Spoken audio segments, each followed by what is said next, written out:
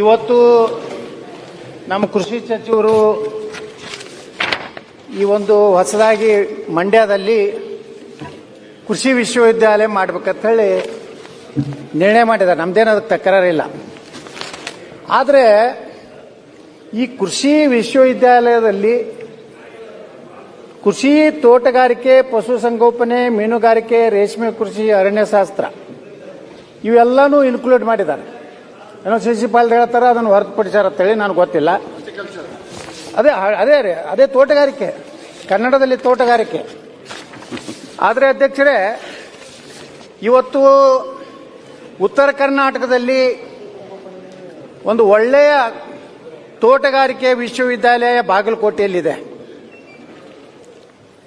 ಇದರ ಮೂಲ ಉದ್ದೇಶ ತೋಟಗಾರಿಕೆ ಬೆಳೆಗಳ ಒಂದು ಸಂಶೋಧನೆ ಆಗಲಿ, ಅದರಲ್ಲಿ ಹೊಸ ಹೊಸ ಬೆಳೆಗಳಲ್ಲಿ ಪದ್ಧತಿಗಳನ್ನು ಸಾಕಷ್ಟು ಅತ್ಯುತ್ತಮವಾಗಿ ಇವತ್ತು ಕಾರ್ಯನಿರ್ವಹಿಸ್ತಾ ಇದೆ.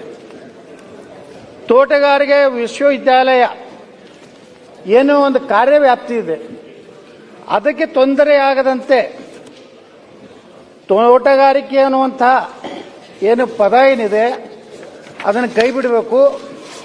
ಯಾಕಂದ್ರೆ ಅಧ್ಯಕ್ಷರೇ, ಇದು ತೋಟಗಾರಿಕೆ ಒಂದು ನಮ್ಮ ಬಾಗಲಕೋಟೆಯ ಒಂದು ತೋಟಗಾರಿಕೆ ವಿಶ್ವವಿದ್ಯಾಲಯ ಇಡೀ ರಾಷ್ಟ್ರದಲ್ಲೇ ಪ್ರಥಮ ಸ್ಥಾನದಲ್ಲಿದೆ.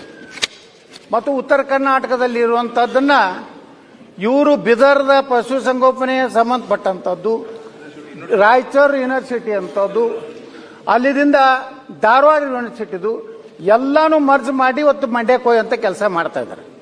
ಇದಕ್ಕೆ ನಮ್ಮ ಸಂಪೂರ್ಣ ವಿರೋಧ ಇದೆ. ಮೊದಲೇ ಉತ್ತರ ಕರ್ನಾಟಕದ ಎಲ್ಲ ರೀತಿಯ ಅನ್ಯಾಯ ಆಗ್ತಾ ಇದೆ. ಇದೊಂದು ವ್ಯವಸ್ಥಿತವಾಗಿ ತೋಟಗಾರಿಕೆ ನೀವೊಂದು ಯೂನಿವರ್ಸಿಟಿ ಮಾಡಿರಂದ್ರೆ ಅದರ ಕಾರ್ಯವ್ಯಾಪ್ತಿಯನ್ನು ಯಾಕೆ ನೀವು ನಿಮ್ಮ ಕೃಷಿ ವ್ಯವಸ್ಥೆ ಬೇರೆ. ಇವತ್ತು ತೋಟಗಾರಿಕೆ ಒಂದು 100 ಬೆಳೆಗಳಿಗೆ ಇವತ್ತು ಸಂಶೋಧನೆ ಮಾಡಲಿಕ್ಕೆ ಅವಕಾಶ ಇದೆ. ಕೃಷಿ ಏನಾಗಿದೆ ಅಲ್ಲಿ ಒಂದು 30 ಬೆಳೆಗಳ ಸಂಶೋಧನೆ ಆಗ್ತದೆ. ಅದಕ್ಕೆ ಅಧ್ಯಕ್ಷರು, ನಾನು ಮಾನ್ಯ ಸಚಿವರಲ್ಲಿ ವಿನಂತಿ ಮಾಡ್ಕೋದೇನೆಂದ್ರೆ, ಇಲ್ಲಿರುವಂತಹ ನಮ್ಮ ಕೃಷಿ ವಿಶ್ವವಿದ್ಯಾಲಯ ಏನು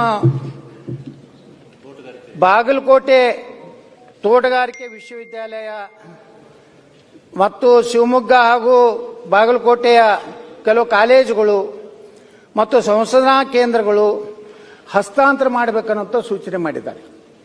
ಅಂದ್ರೆ ಇದು ಅದರ ವ್ಯಾಪ್ತಿಯನ್ನು ಕಸ್ಕೊಂಡು ನೀವು ಮಂಡ್ಯಕ್ಕೆ ಹೋಗಿದ್ದು ಒಂದು ಭಾಗಕ್ಕೆ ಈ ಭಾಗದಿಂದ ಆ ಕಡೆ ಹಾಕೋದ್ರಿಂದ ತೋಟಗಾರಿಕೆ ಮೂಲ ಏನು ಉದ್ದೇಶ ಇದೆ, ಮೂಲ ಒಂದು ಕಾನ್ಸೆಪ್ಟ್ ಇದೆ, ಅದಕ್ಕೆ ಬಹಳ ಪೆಟ್ಟು ಬೀಳ್ತದೆ.